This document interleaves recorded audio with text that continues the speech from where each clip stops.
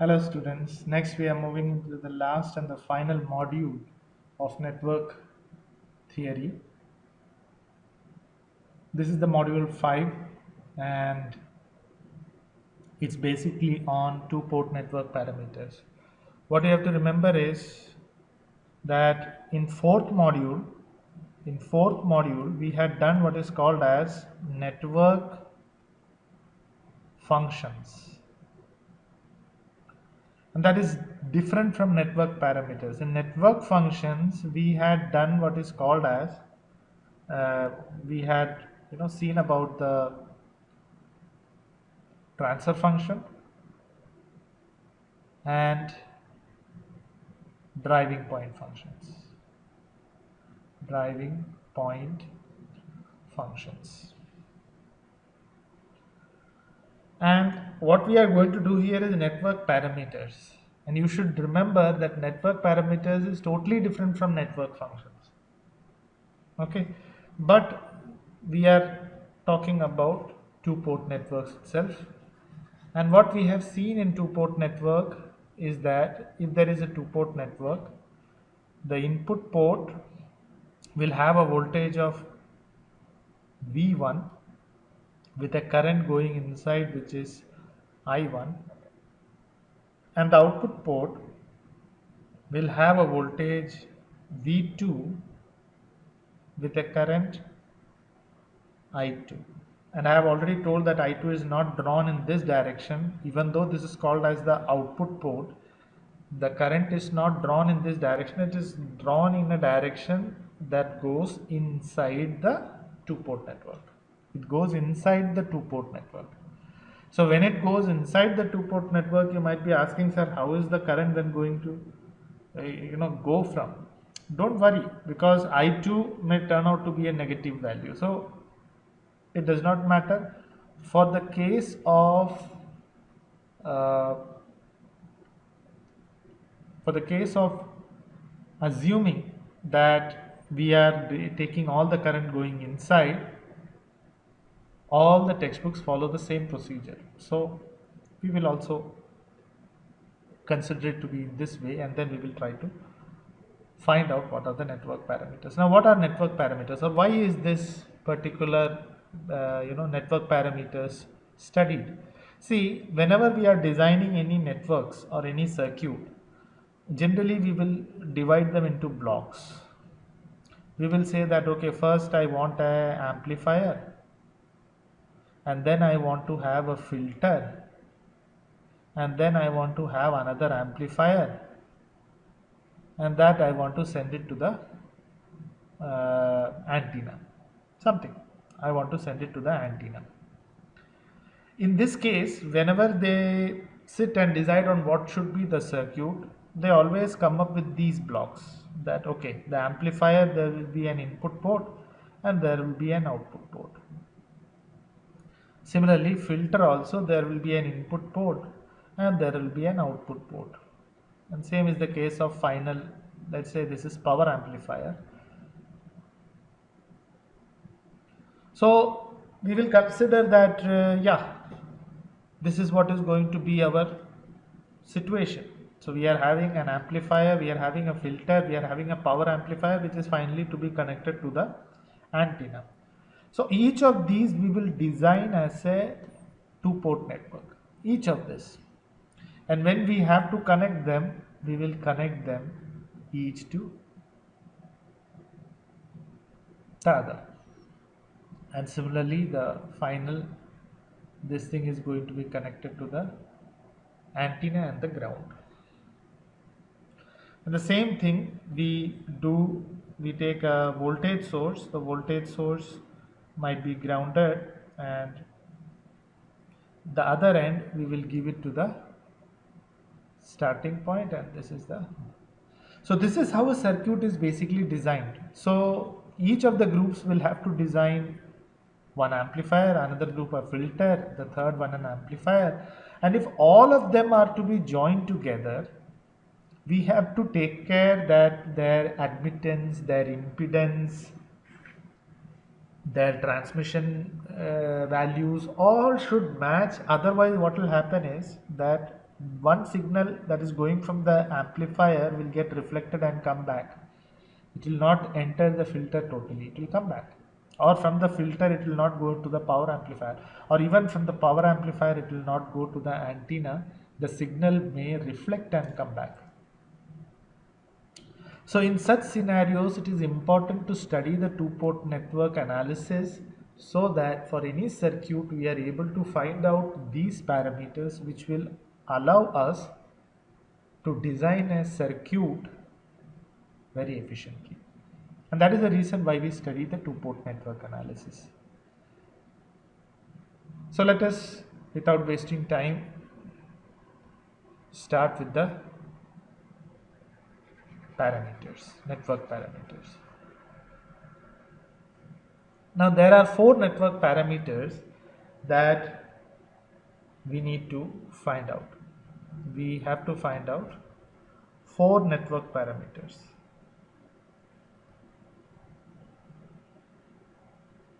The first one is what is called as an impedance parameter. Impedance parameter. The second one is called as admittance parameter.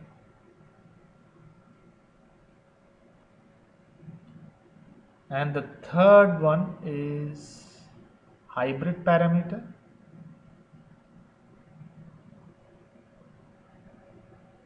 And the last one, the fourth one, is going to be transmission parameter.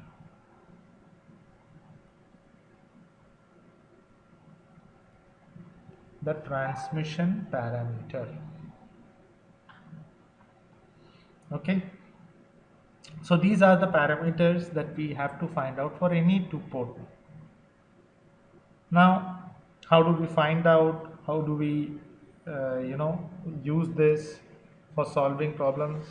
Let us see one by one. First, we will start with the impedance parameter.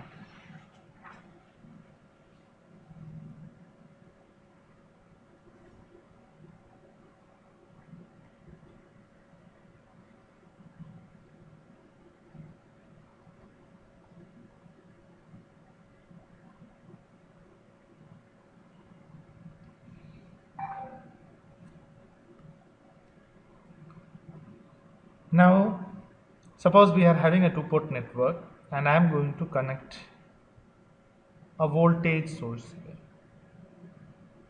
I am going to connect a voltage source here. So plus minus V2, because of which there is a current I1 going inside. And similarly, suppose I am going to connect a voltage V2 here. Now, I may connect or I may measure a voltage here. It does not matter. So there is a current I2, or I can even imagine that there is a current source I1 which is connected here, because of which there is a voltage across this two-port network input port, which is V1, and similarly I connect a current source in I2, because of which there is a voltage drop across this, which is V2. Now you might be thinking that's generally the voltage drop across a I2 we generally don't take. No, I am talking about the voltage drop across the two-port network. Okay. Now in any case, you will have only these four quantities. One is the voltage V1, another is voltage V2, third is voltage I1, and fourth is voltage I2. What is important is that all these currents and voltages will be connected in one way or the other. In case of impedance parameter, we assume that the relation is V1 is related to I1 and I2. It's some linear relation. Linear relation means, let us suppose that some value Z11 and some value Z12 multiplied with I2, Z11 multiplied with I1 gives me some V1 voltage. Similarly, V2 voltage is because of some value Z21 multiplied with I1 and some value Z22 multiplied with I2. If this relation we are able to find out, see what I have done, I have found out the relationship only between these four. Okay, So if I am able to find out such an equation, what I can write is, I can rewrite this equation in this form, that V1 and V2 can be found out by matrix multiplication of Z11, Z12, Z21, Z22 matrix multiplied with I1, I2. If you would try to multiply this, you will get the same equation, correct? If you try to matrix multiply this, you will get the same equation. Now, in this is what is called as the impedance parameter, which is called as the impedance parameter, or also called in short form as Z parameter. Impedance parameter or Z parameter. So this is also written as square matrix Z multiplied with I1, I2, where Z stands for the impedance parameter or the Z parameter. Now the question is, if I am having such a circuit and if I am able to get it, what is Z11, what is Z12, what is Z21 and 22? What is that? See, if I try to find out, now this is where you should concentrate, okay?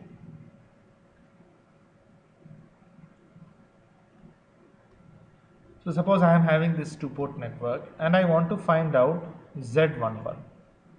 So you can see from this equation itself that you can find out Z11 if I2 is made 0. So if you make by some method I2 as 0, then what will remain is V1 is equal to Z11 I1 plus 0, out of which you can find out Z11 as V1 divided by I1. Okay, V1 divided by I1. What is the condition? The condition is I2 is equal to 0. For making I2 is equal to 0, here let us have a look. For making I2 is equal to 0, all you have to do is, if this I2 is equal to, if you want to make this I2 is equal to 0, is you have to keep the output port as open circuit, OC, open circuit. Then you will have at the input some voltage V1, because of which there will be some current I1. So this is basically called as, what is Z11 called as? The Z11 is called as open circuit. Very carefully, open circuit. Why open circuit? Because we have made this one open circuit, and then we are finding out the input impedance, because we are trying to find out the ratio between V1 and V1 and I1. So I will write this as open circuit input impedance. Open circuit input impedance. So that is what is our Z11. So now you might have got the gist. Now you can find out what is Z21. Why? Because if I make I2 is equal to 0, if I make I2 is equal to 0, then in the second equation I will get Z21 is equal to V2 by I1. Okay, V2 by I1, then I2 is equal to 0. So again, for making I2 is equal to 0, you are going to get open circuit in the port 2, and because of that there will be some voltage that is developed across this, that is V2. That V2 divided by the input current. See, that voltage V2 divided by the input current I1 is going to be Z21. So, so this is called as, again, open circuit. Why open circuit? Because we have made the output port open circuit. This is called as open circuit forward transfer impedance. Forward transfer impedance. Again, why impedance? Because it is V2 by I1, that is voltage by current. And why forward? Because you are going in this direction. You are taking V2 with respect to I1. So this is the forward direction. Okay. So open circuit forward transfer impedance.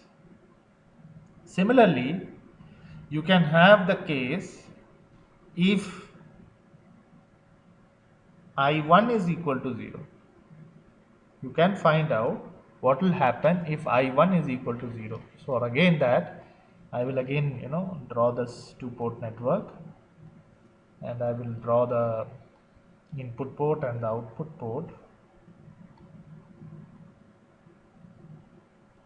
So this is the output port, and the input port I will draw it here.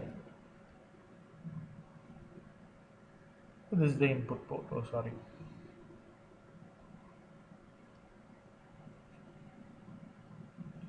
Okay, so this is the input port.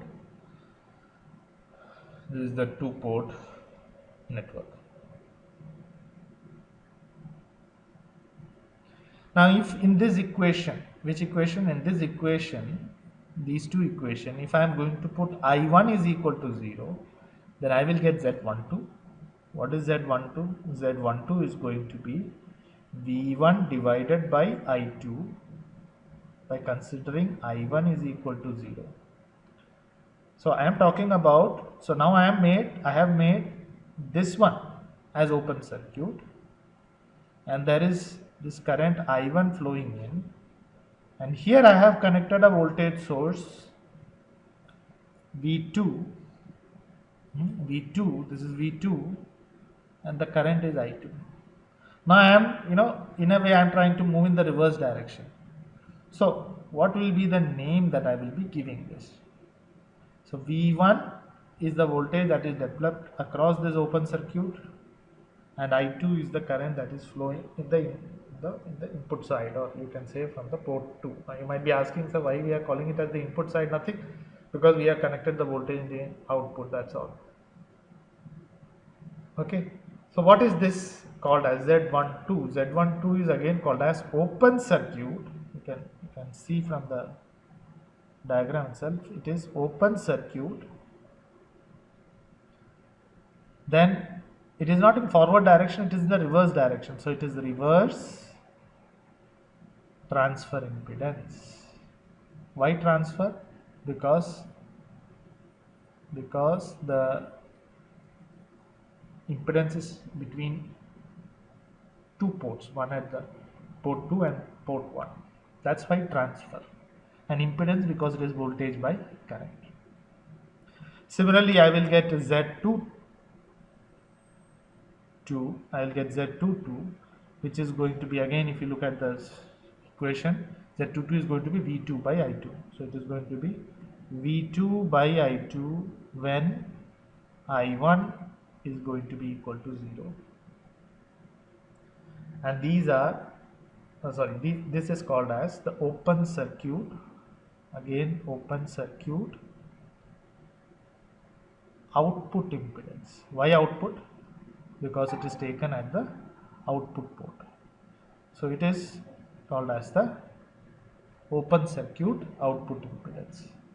Now together we can call, let me use a different color, together we can call Z11 and Z22. See, Z11 and Z22 is basically concentrated only in their own ports, that is port 1 and port 2. So this is called as input impedance, this is called as output impedance. So this collectively we can call as driving point impedances. Driving point impedance. And Z12 and Z21 are called as the transfer impedance. Okay, so these are the Z parameters. Now I want you to really concentrate on what is the pattern I have taken for naming these. See, Z, in the subscript I have taken first what is the row number and then what is the column number. So that's why this is Z11, this is Z first row second column, so this is Z12. Similarly, this is Z second row first column, this is Z second row second column. This nomenclature you should not forget. Okay, how we name it, this you should not forget. So this is the impedance parameter. Now based on impedance parameter, let us do one small problem and try to understand how we are able to do it. Okay, so look at this problem. Find the Z parameter for the network shown. Find the Z parameter for the network shown. Now when you look at it, you will feel that okay, it's a ladder network, let me solve it using ladder network analysis. No, please don't do that. For the case of fifth module, don't use the ladder network analysis. It's not that you will not get the answer and all. The problem is if you use that, you will not get it in the required form that you want it. So don't use the ladder network analysis method here. What you have to concentrate is, see, when they have asked to find out the Z parameter, you have to somehow reach the equation of V1 is equal to Z11I1 plus Z12I2, and similarly V2 is equal to equation Z21I1 plus Z22I2. You have to somehow reach to this set of equation for this circuit. That's all. Now the best way for doing in the case of Z parameter, so I am categorically saying it, so let me write it in a different color. For Z parameter,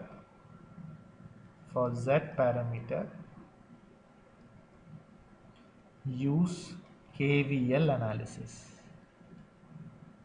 Why? Because see, look at this equation. This equation is just like a KVL equation, isn't it? Why? Because it's a voltage based equation. This is also a voltage based equation. So for Z parameters, always use KVL analysis. Okay, so let us do a KVL analysis of this one. Now I am going to name the current that is here is I1. The current that is here is, see, here it is I2, so I cannot name this as I2, I will name this as I3. And this I will draw it like this and name it as I2. See, I could have drawn it like this and named it as I minus I2, because then only this I2 and that I2 minus I2 will match in direction. But for making the thing simpler, I will draw it in the same direction as I2 and I will name it as I2 itself. But now you should concentrate that whenever you are drawing this direction, for the voltage across this, it will be 2, see, I3 and I2 are both flowing in the same direction. So you have to write I3 plus I2, not minus. Minus was when you would, do it in the opposite direction. I am not asking you to always use this direction. You can even take I2 in the opposite direction and write it as minus 2. Don't forget to write that as minus 2. Or you can simply put this and do the analysis. So what is going to be the analysis? So when I do the KVL analysis, see, I will get an equation with respect to I1, I2, I3. Correct? I will get an equation with respect to I1, I2, I3, V1 and V2, out of which V1, I1, V2, I2 is okay. I will have to get rid of I3. That means somehow from that equation I will have to remove I3. That's all. So how do we do that? That is something. So always remember, I have to keep this equation in mind. That equation I have to always keep in mind while solving this. So KVL at loop 1. KVL at loop 1. So if I am going to draw the polarity and taking front of the element, then it is V1 minus 1 into I1 minus 2 into I1 minus I3. That is going to be equal to 0. Therefore, I can say V1 is equal to I1, how much? Minus I1 and minus 2I1 together will be minus 3I1, and that combination, if I take the other side, it will become plus 3I1, correct? So I will directly write that. It is going to be plus 3I1, and similarly I2 is not there, it is I3, and that I3 is minus 2 into minus 1 is plus, and if I take it the other side, it is going to be minus 2 I3. So this is going to be my first equation because of KVL at loop 1. Okay, next KVL at not mesh but sorry, not loop but mesh. I should always write it as mesh. Okay, so KVL at mesh 2. At mesh 2 I will get, so this also let me write it as mesh. I don't want people to make the mistakes, silly mistakes. There is no point in writing it as loop because mesh is the smallest loop. Okay, so if I am going to do for mesh 2, so let me draw the based on the current. This is plus minus, this is plus minus, this is plus minus. So going from the back of the element, it is going to be plus 2 I3 minus I1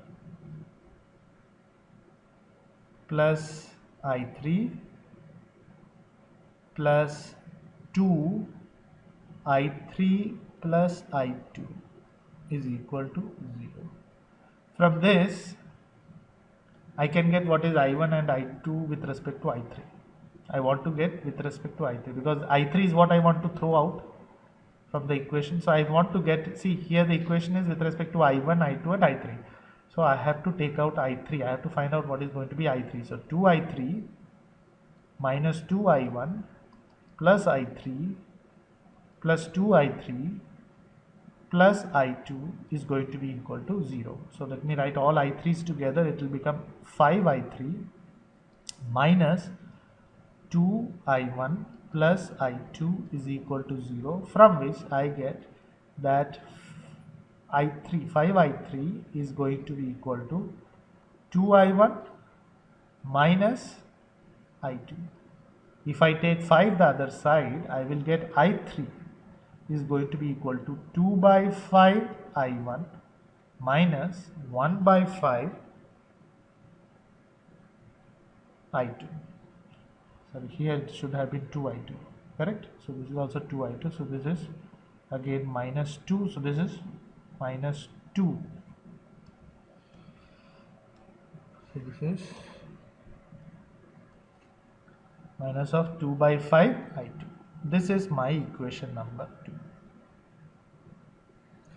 See, from the center mesh or mesh 2, sorry, this is mesh 3, isn't it? Sorry, this is mesh 3, yeah. Now going to the mesh 2, the mesh 2, KVL at mesh 2. KVL at mesh 2. So if I look at KVL at mesh 2, what I will find is V2 is directly, so if I am going to, I2 is going like this, so this is plus minus. So if I take from front of the element, then it is going to be V2 minus 2 times I2 plus I3. Why I2 plus I3? Because both I2 and I3 are in the same direction for 2 ohm resistance, is equal to 0. From which I can get V2 is equal to 2I2 plus 2I3. This is my third equation. This is my third equation. So I have got equation 1, 2, 3. Now look at these, each of these equation carefully. V1 I am having with respect to I1 and I3, correct? The second one, the second equation that I have found out, or the third equation, let me take out the third equation. The third equation is V2 with respect to again I2 and I3, correct? In both cases, if you compare with this equation and this equation, you have got what is I1, but you have not got, for this case, you have not got I2, you have got instead I3. Similarly, in this equation, V2, you have got I2, but you have not got I1 equation. And in both cases, I3 is there. So if I am going to take this third equation of I3 and going to substitute that value of I3 in my equation 1 and 2, I will get the required equation. So let me do that. So therefore,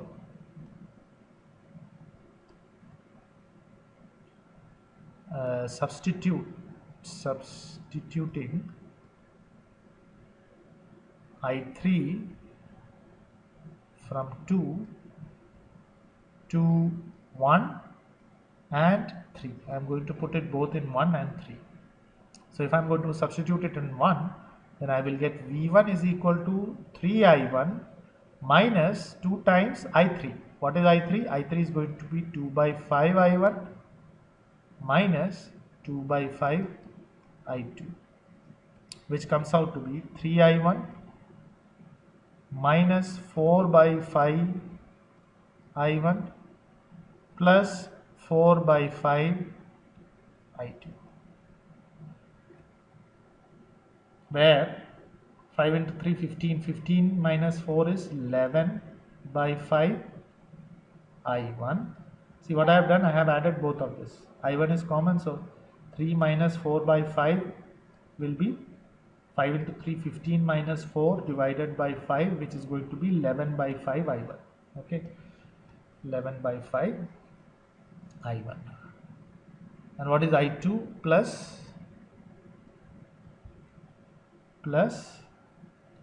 4 by 5 I2 plus 4 by 5 I2. So therefore I will write this as one equation. V1 is equal to I1, sorry not I1, 11 by 5 I1 plus 4 by 5 I2. This I will put it in a box. Okay, this is my equation number 4. Now let me substitute in the second equation, that is the third one, the third equation number 3. So from equation number 3, I will get V2 is equal to 2I2,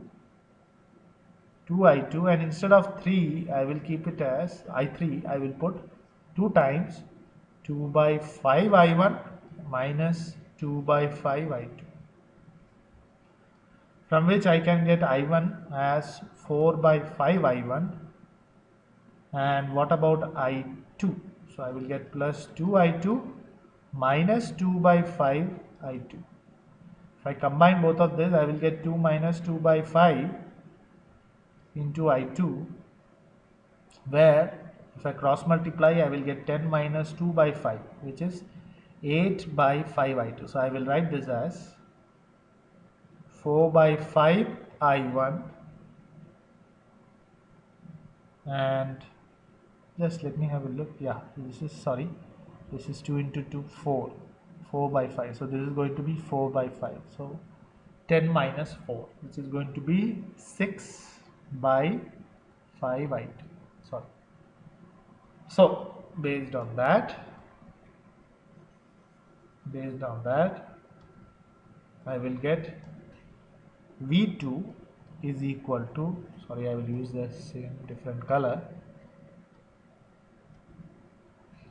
So I will get V2 is equal to 4 by 5 I1 plus 6 by 5 I2. That I will put it in the bracket. This is my equation 5. So now I have got from 4 and 5. From 4 and 5, I can write from 4 and 5. Equation number 4 and 5 I can write in matrix form, that V1, V2 is equal to, now what is the Z parameter? So the first equation of V1 equation, isn't it? So you have to always remember, this is the V1 equation. Which one? This one. This is the V1 equation, and this is the V2 equation. So I have to take in that order. So for V1 equation, This will be 11 by 5, 4 by 5. In the second equation, it will be 4 by 5 and 6 by 5 multiplied with I1, I2. Let me write I1 properly. So I1 and I2. From which I can say that my Z11 is 11 by 5, my Z12 is 4 by 5, my Z21 is again 4 by 5, and Z22 is 6 by 5. So I have found out the Z parameters. So I write therefore Z parameters are, so Z parameters are these. Okay, so it's a very simple problem, but 2-3 things that you should remember is, one is, for finding out the Z parameters, always use KVL analysis. Okay, write the mesh equation, try to take the quantity that is not required. What is the required quantity? The only required quantity is V1, I1, V2, I2. You should get all the equation in these terms finally. That's how we do the problem. This was an AC circuit, that means only resistance. Let us take the case for a inductor and capacitor or inductor only circuit. So find the Z parameter of the network. So here you can see it is a network which is having inductor also in it. So what do? We do the Laplace transformation. So we say here solution is, we first draw the transformed circuit. So first we have to draw the transformed circuit. So what is going to be the transformed circuit? So we are having resistance, that is 1 ohm, so I will write it as 1. The inductor is to be written as Ls. So here L is 1 Henry, so it is going to be 1 into S, which is S.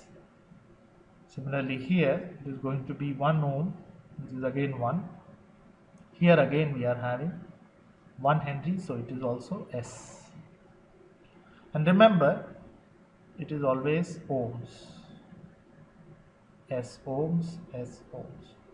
And here we are having plus minus. Let me take another color. V2.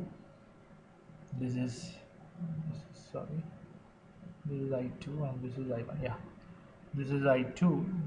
This is I1 plus minus V1. This current will be I1.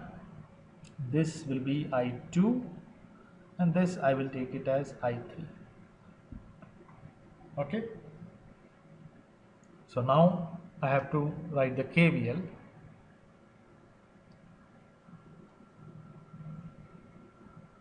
KVL at 1, mesh 1.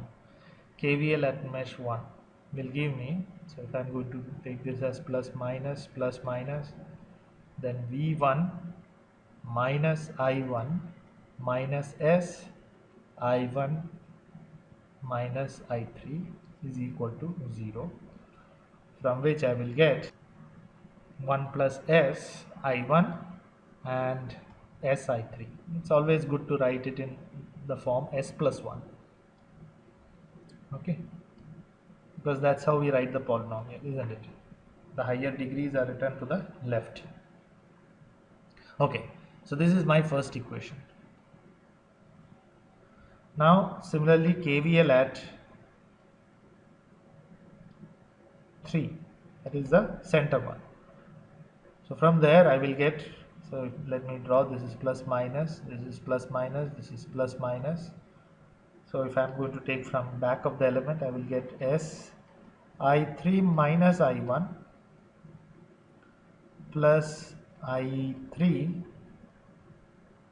plus S I3 plus I2. Why plus? Because they are both in the same direction. From here I can take I3. So this is going to be S plus 1 plus S, which is 2S. I3. I have taken all the I3 components together, and I take the I1 component the other side and I2 also. So this is going to be minus Si1, which I take the other side, it becomes Si1, and Si2, if I take the other side, I will get minus Si2. Therefore, I will get I3 as S divided by 2S plus 1 I1 minus S divided by 2S plus 1 I2. This is going to be my second equation. That is I3. Okay. Now for the KVL at the second mesh is the output mesh. So if I take this thing at the second mesh, then I will get V2 is equal to, so this is going to be plus minus based on the direction of I2. So V2 is equal to S times I2 plus I3, because they are in the same direction. Okay. From which I will get directly V2 is equal to SI2 plus SI3. This is going to be my third equation. Now from the first and second equation, third equation, if I have to eliminate I3, what do? I do V1 is equal to S plus 1 I1. So substituting 2 in 1 and 3. So if I am going to substitute in 1, so it is going to be S plus 1 I1 minus S times I3. What is I3? I3 is S by 2S plus 1 I1 minus S divided by 2S plus 1 I2. 2S plus 1 I2, and therefore V1 is going to be, if I am going to take I1 out commonly, then I will get S plus 1 minus S square divided by 2S plus 1. That is going to be for the case of I1. For the case of I2 is going to be minus S into minus plus S square divided by 2S plus 1 I2. From which I will get, if I am going to cross multiply this, then I will get S plus 1 into 2S plus 1. If I am going to do this, I will get 2S square plus S plus 2S plus 1.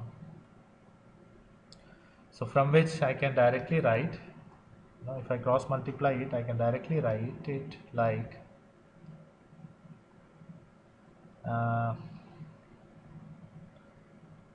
2S square, then adding these both, plus 3S plus 1 minus S square. Okay, minus S square. Now I have to write the denominator. So the denominator is, so let me rub this one also. So the denominator now is divided by 2S plus 1. This whole is written as I1 plus S square divided by 2S plus 1 I2. Now here you can see this S2 and 2S2 we can cancel, and we can write, therefore V1 is equal to S square plus 3S plus 1 divided by 2S plus 1 I1 and S square divided by 2S plus 1 multiplied with I2. So that is what is my equation number 4. Now if I substitute in this one, in equation 3, if I am going to substitute, I will get V2 is going to be equal to S I2 plus S times I3. What is I3? I3 is S by 2S plus 1 I1 minus S divided by 2S plus 1 I2, from which if I am going to take I1 together, then I will get V2 is equal to S square 2S plus 1 I1 plus S for this one, and the second is minus S square divided by 2S plus 1 I2, from which I can very clearly see it is going to be V2 S square by, let me write it a little bit,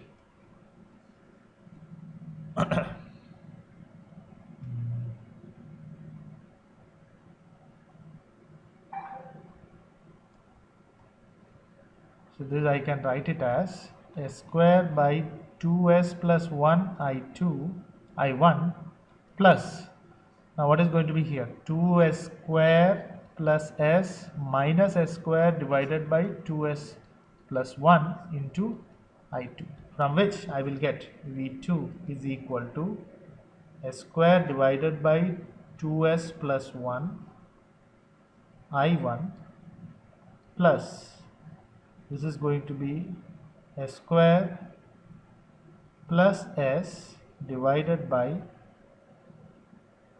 2S plus 1 I1.